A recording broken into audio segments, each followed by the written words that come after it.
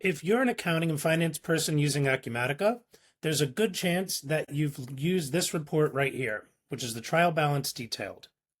And it's a very helpful report.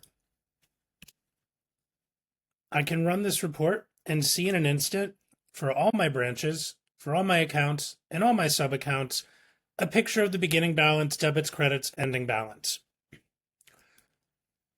One of the challenges that I find with this report is if I want to filter to a particular sub-account value, or even a particular account, I have to keep exiting the report view and adding my additional filtering conditions, such as I want a sub-account that's equal to maybe a certain value. And by the way, I can't use lookup here, so I need to remember what my sub-account value is. So those can slow you down a little bit. And sometimes you just want something like this in Excel and live. Well, I wanted to show you a quick way that you can do exactly that using Velixo to extend the capabilities of Acumatica. So here I have a simple report, very much like that trial balance detailed that we just saw. And in that report, you see that I've added filters. So I can filter on the fly here for any account or any sub-account that I want to see. And right in front of my eyes, the data will transform and filter itself down to whatever I want to look at. Can even add a filter for branch, my different ledgers, and of course it will be responsive to date ranges.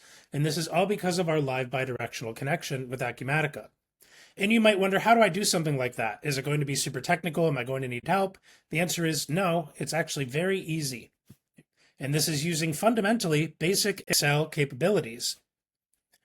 I like to often have an options tab where I keep some of the information I'm going to refer to. And you'll see here I have a drop-down menu which contains all the sub-accounts that I want to be able to filter by. Now this is powered by a Velixo function called expand sub-account range. And what this does is extracts all of the valid sub-accounts from my Acumatica instance. I simply used regular Excel functionality to trim out some of the ones that I didn't want to see, right, to make it even more flexible. And I can do the same for my GL account list, which we see over here to the right.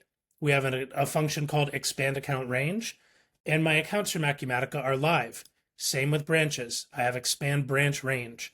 So all of these become my live source of truth for what is actually reflected in the ERP. And when I want to add them as filters, well, I simply create a data validation list, which is standard Excel functionality.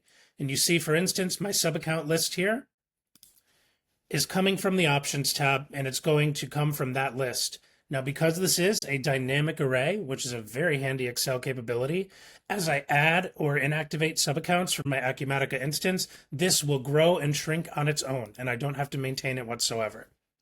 And then when I look at the different functions that I'm using within this report, for instance, we have our opening balance, and that's going to reference the sub-accounts based on the filters that I have defined, or if I've defined none, I'll see everything.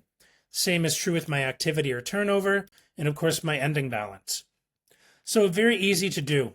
And again, the end result of that is that I have a list of sub-accounts, only those that are valid in my environment, and I'm able to make these selections on the fly and see the different picture, whether that's for a sub-account, whether that's for perhaps a GL account that I want to see the activity for.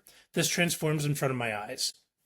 So if you want to learn how to do something like this, feel free to contact us anytime, and thanks for watching.